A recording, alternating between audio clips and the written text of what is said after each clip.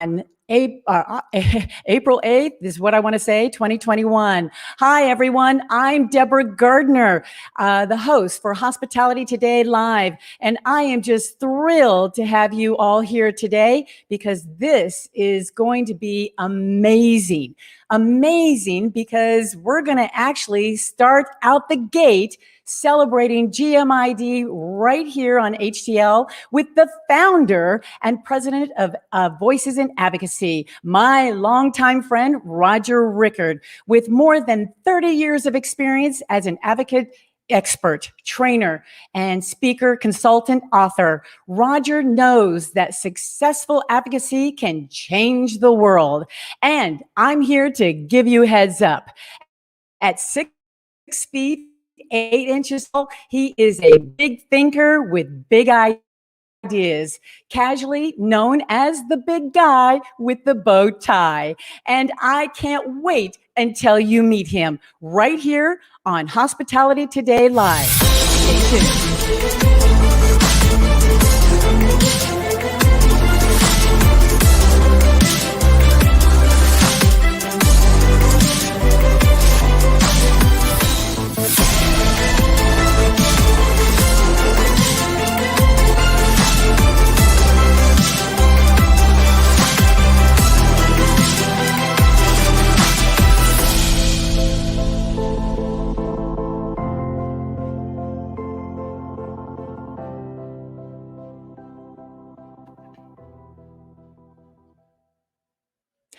Welcome back, everyone.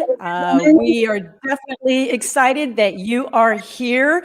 I want to at least start out this particular great day with my good friend, Roger. Welcome, Roger. Happy GMID, sir. Hey, good morning, Deborah. How are you today?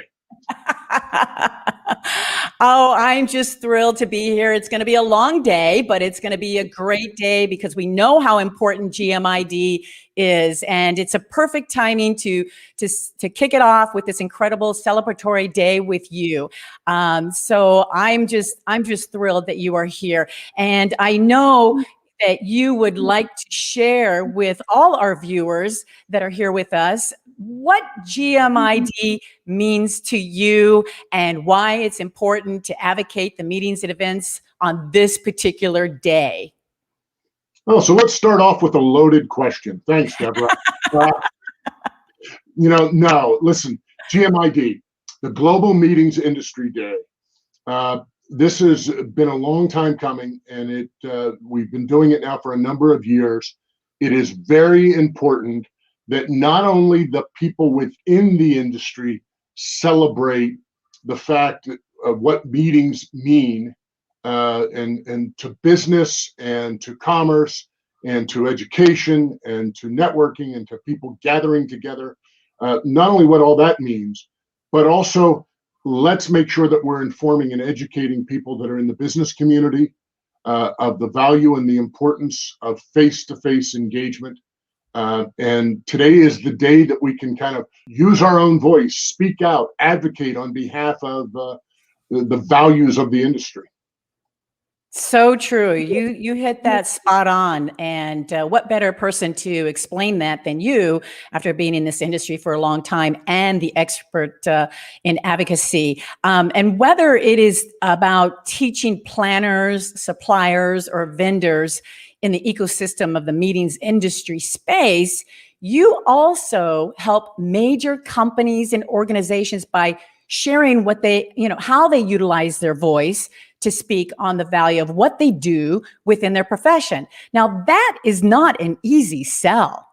No, it isn't.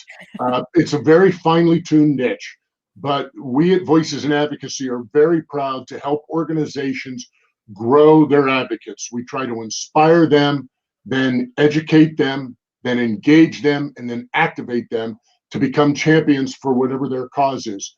So whether that is speaking out for people that have developmental disabilities, speaking out on behalf of the travel tourism industry, the exhibitions industry, farm agri industry. I mean, I could go on, but it's a diverse landscape. But the fact remains is to put it in context, it's like having a sales expert or a customer service expert. They know customer service, and you can really apply that throughout all types of industries and all types of issues. The same way that, you know, sales trainers. If you're a great sales trainer, Deborah, you can do that, and you can teach people in very different products and types of sales. The same thing with advocacy. There's a set of ground rules, and if people know what those ground rules are and know how to develop those relationships, then they can be successful as an advocate and use their voice to speak out for what they care about. Excellent, excellent. Well, and while we're here a very short period of time right now, we definitely want to welcome any comments and questions for you. So any of the viewers out there that would like to participate, please do. In the meantime, we might as well get that rolling with our good friend, John Chan, who says, happy GMID from Seattle, Washington. And of course, he wants to thank you for his advocacy. But he also has a really good question because, of course, we're in this virtual world. How are you making it engaging on the topic of advocacy?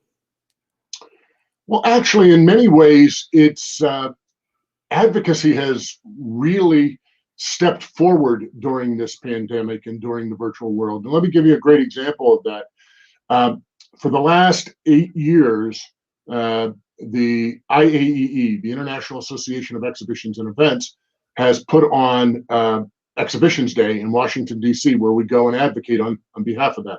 And every year we had about 125, 130 people make their appointments on Capitol Hill and go and have their voice heard for exhibitions and events. In the same way that U.S. Travel does it with their destination Capitol Hill, ASAE does, AHLA, on and on and on. But last year, during the pandemic, we had 1,600 people participating that day as compared to 130. So there is a spot virtually to be able to help engage people in advocacy and get them more involved, because let's face it, they can sit in their sweatpants or yoga pants and still be a very strong advocate virtually. Yeah, that makes a lot of sense because, you know, we know advocacy is not going to go away, or either is virtual going to go away. So putting those together was a great question from John.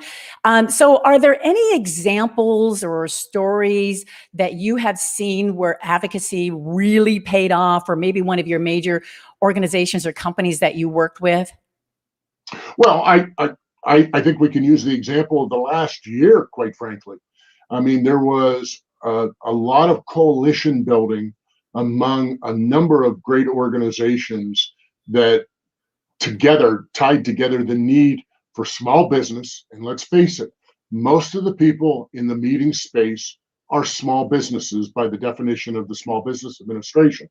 And so without them being able to be included in the payroll protection plan, by them being able to get the economic relief funding from the Small Business Administration, has helped those businesses survive, because we literally went from full throttle from an economic standpoint down to a trickle in the stream. There was very, very little happening, and companies were laying people off. We saw that in the hotel sector. We've seen it in the restaurant sector. So anything that comes under the hospitality umbrella has been dramatically impacted. And without the voices gathering together, working together in alliances and in coalitions to help advance the issues and draw the attention to government and to elected leaders, that this is an important segment that you cannot afford to have collapse. And I want to add that it's not only the fact that it's supporting the small businesses, it's the jobs that go hand in hand with that.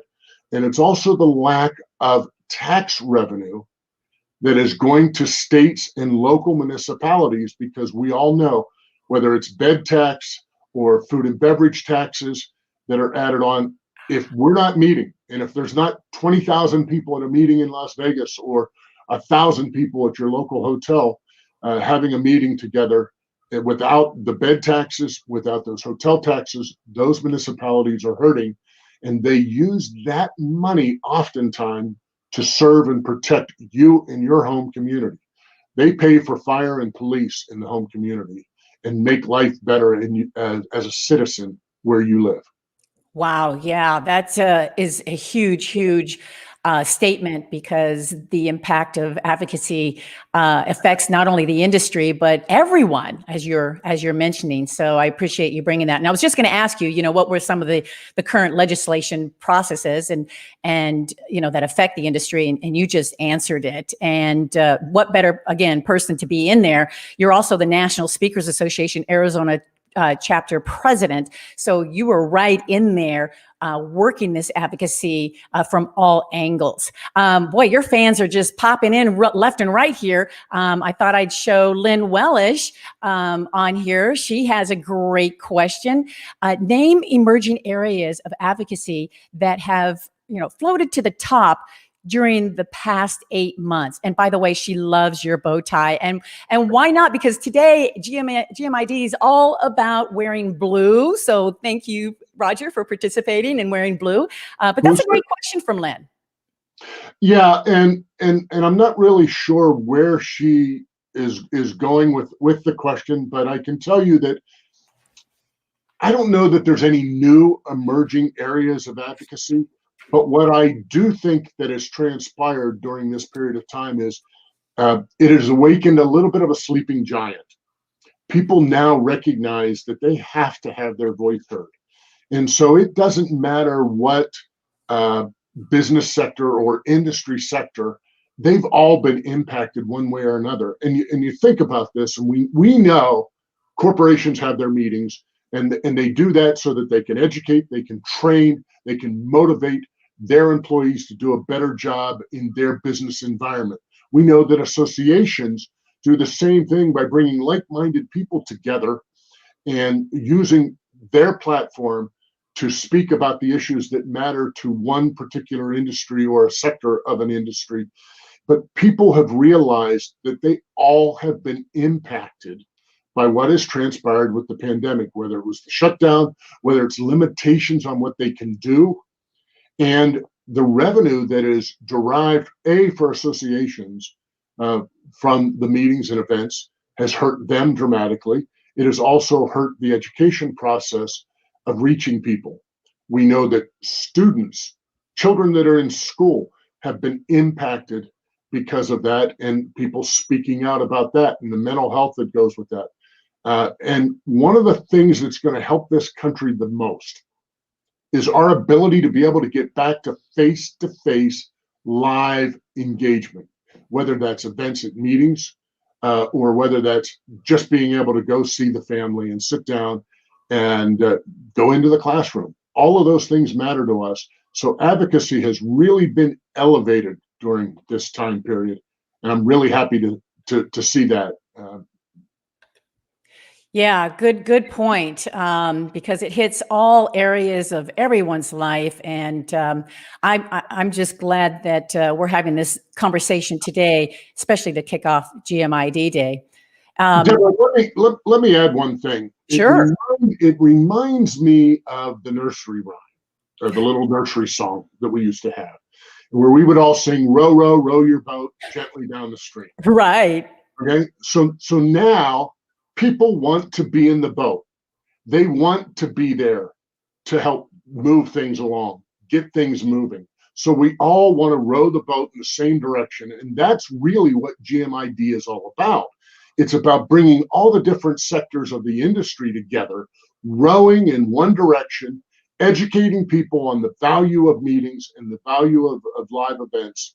And so, we can all now sing, "Row, row, row your boat," and we can get people all across the country to do the same thing for us right now. I think for the rest of our guests today, I'll have them sing that, so we all be on the same boat. Well, you don't want me to sing it. That's why I do it.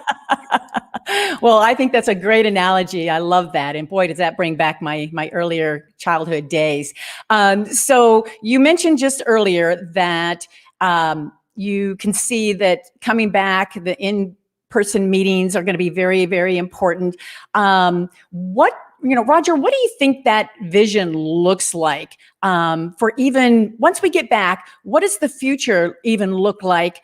Are we going to always be wearing masks? And I mean, everybody wants to know, are we going to have to stay 6 feet apart? I mean, what's your perspective on that? Well, I'm not a doctor and I don't represent the CDC, the National Institutes of Health, but I can tell you that I think it's going to be a gradual process. Okay. One, because you have to accommodate people that are still scared out there. That there are people that still feel, and rightly so, I might add, on a personal level, that we do need to protect each other. I don't think 6 feet's going to be an issue much longer. There's already discussion about 3 feet, and so as we get to that point, that'll change. Food and beverage, as we know, has changed in what they have to do to promote safety in their realm of what our industry is. But I think there's a huge, huge thirst for people to get back together and see each other. We have seen each other on screens enough. It's now time to go look each other in the eye, be able to watch everything that's going on, be able to network, be able to have those sidebar conversations. That's one of the things that has always been so important about meetings and events, is your ability to be able to go into an education session, maybe for 45 minutes, an hour, walk out and have that 15-minute, half-hour break and get involved in conversations with other people and meet new people and expand your network. I also think from a speaker's standpoint, there's a lot of talk that, naturally virtual is going to be here for quite a while. And I agree with that. But speakers shouldn't panic, because if I have half of my audience live and half of my audience virtually, the half that's live is not going to want to sit there and look at a screen to watch a speaker. They're going to want that speaker to be live with them. And then what's eventually going to happen is the half that were virtual are going to start saying, I'm missing out on all those other things. Yep. And I'm missing out on that human connection. And I need that human connection. So I think it's going to trickle slowly away. There will still be a vehicle and a way that we'll use virtual, but I think we're going to get back to semi-normal or 3/4 normal very quickly. I think this fall is going to be massively big for this industry. Great. Good. That's good to hear. It's all about the FOMO. We definitely had the fear of missing out, and we don't want to do that when it goes back to, in-person events. We've got another question for you from Visibly Media, as a matter of fact. As businesses and the hospitality industry advocate for themselves, is there anything each person should avoid doing or saying? Great question. Avoid politics. Most people don't understand that advocacy and politics are absolutely two different realms. So if you have the ability to speak to any stakeholder, whether that be an elected official, a regulator, or staff that work either on Capitol Hill or state legislatures, or your mayor's office, or anything like that, you want to take the politics out of it. You're not there to talk about their personal politics or your personal politics. You're there to tell your story. And what an advocate does absolutely better than anybody else is bring the humanness, the personal story to the table. I could sit here and we could talk today about all the facts and figures about this industry. But what it comes down to is, what do we get out of going to these meetings? What do we get by attending these events? Right. We are educated, we're engaged, we learn new technologies, new sciences, better ways of coping with problems that exist out there. And I got to tell you, it reminds me, remember when we had the financial crisis? Correct.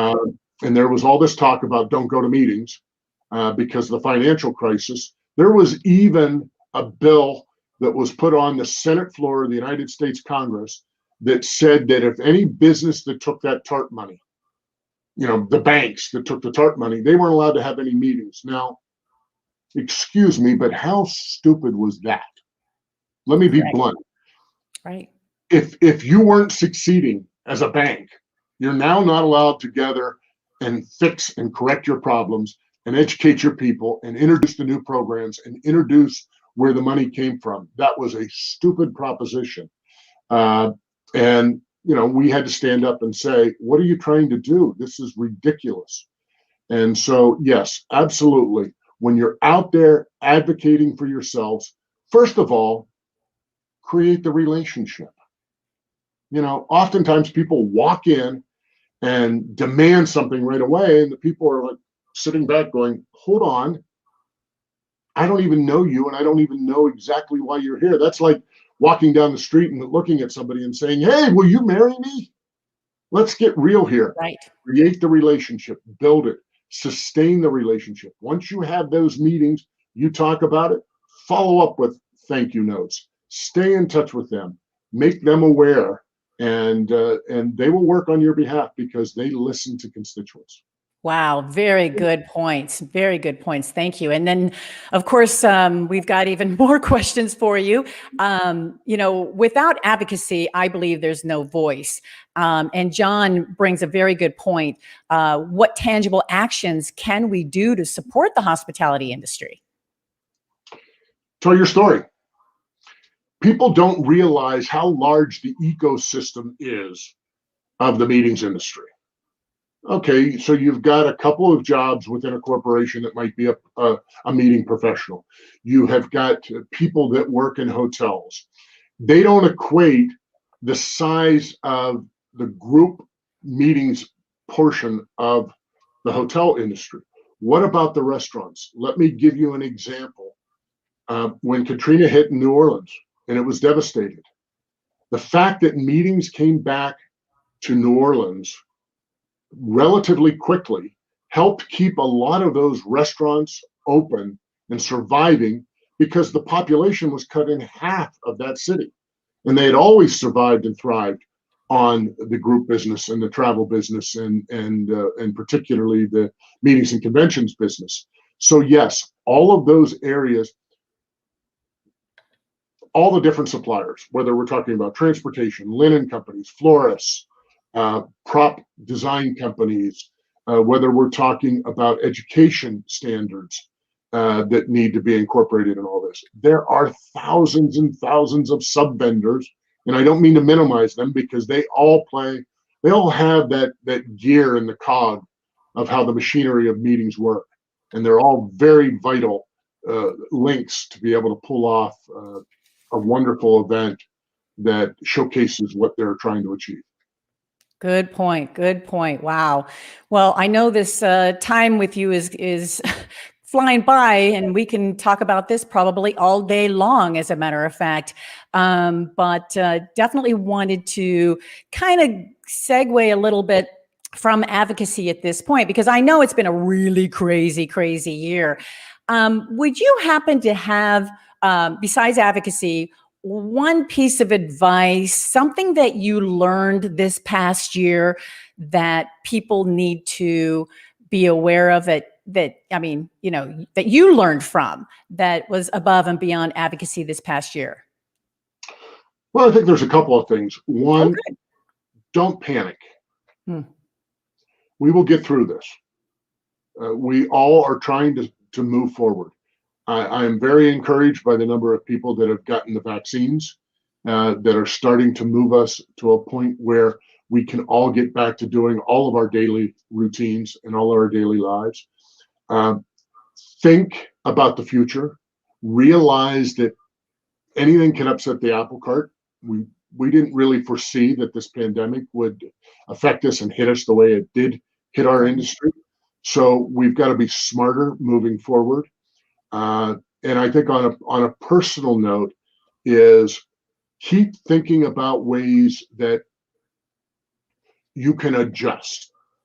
And here's an example for me. On the road all the time, speaking professionally, teaching people and training people on advocacy. And good at it. Well, and thank you. But one of the things that I did do was I spent a lot of time writing during this period of time. I spent a lot of time talking to customers and asking them about their pain points. I even offered to do things for free for them because I was sitting at home in my yoga pants. Well, not yoga pants, but sitting in my my office with shorts on and working with them to try to help them along with things. And the other thing that I did that that I thought was vital to my success was, I re-engineered my podcast, the Voices in Advocacy podcast, and really strategically looked at what I can do to help other people. And with that, just recently in the last 2 months, I've had people on like the executive vice president of the American Society of Travel Advisors. I've had the CEO of IAE on, and the new coalition, the Exhibitions and Conferences Association, their VP. I've got Roger Dow of U.S. Travel coming up, Tory Barnes of U.S. Travel. I've got a former U.S. Senator coming up. I had the Global Business Travel Association on, and they were all talking about ways that we can move forward. So if you want other ways to move forward, a little plug here, Voices in Advocacy podcast. Oh, absolutely. You have to tune in because if you want to be relevant, not only in this industry, but even your personal life, there's, no other way than to understand advocacy and how to get involved. It's the only way to make a change. And if everyone was in that same boat and rowing down together, yeah, we would be very, very powerful. Wow, that's great. Well, one more question. I know that you're a great man and a very family man. Is there anything that you've been grateful for throughout this whole pandemic? Oh, that's the easiest question. That's softball. Thanks for throwing me something I can hit out of the ballpark. Listen, I'm grateful for family. I'm grateful for the health of the family. Good. I'm grateful for the ability to be able to be with family and to share things and realize close friendships, realize how much we miss things, realize how much we need to get back together. So I'm really grateful. I think this is going to create a big pivot in our society. I think there's going to be a change in kind of the personality. We're going to get away from the hate so much. We're going to have better care for humanity. Yeah, well, okay, so that might have been a soft, easy question, but here's the toughest question of all throughout this entire interview. Have you been helping around the house, taking out the trash, doing the dishes while you're at home now? Well, I guess my wife could speak up to that because she's actually in the industry, and hopefully she's in another part of the house listening to this. But no, listen, I help with. Of course. I've got a whole list of things that I do, and some that I don't do very well. A man that admits it, that's for sure. Well, how can everybody get a hold of you, Roger, now that we've got this conversation started? Quick plug, 3 things. Go to the Voices in Advocacy podcast, wherever you download your podcasts and listen in. I think you'll find them well. Voicesinadvocacy.com. And if you want to email me, please do so. It's Roger, and that's ROGER at voicesinadvocacy.com. And you've got your website there as well. So there you go. There we have it. We've got a great start to today by having you with us, Roger. Thank you so much for giving us even just a snapshot of what advocacy is really about. But again, if everybody wants to know more, they need to get in touch with you. So happy GMID and say hello to Terry. Deborah, let me just say thank you for putting on this event for the entire day. You've got a great lineup coming up. Folks, stick around. You will learn a lot today. Absolutely. Thank you. And say hello to Terry for me. Will do. Have a great day. You will.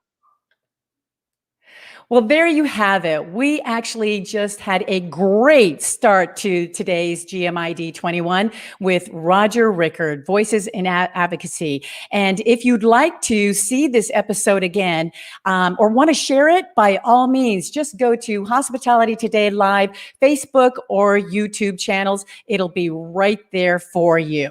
Now, I also want to express what we have coming up. It's only going to get better. Right now, I'd like to actually introduce a very special lady with a consistent record of driving change, creating value, emerging teams, and delivering growth as the president and CEO for National Speakers Association. Mary Lou Peck, will be with us. She will actually give us updates from the speaker's perspective while working with the decision makers in the meetings events industry. So don't go far. We'll be back in about 15 minutes.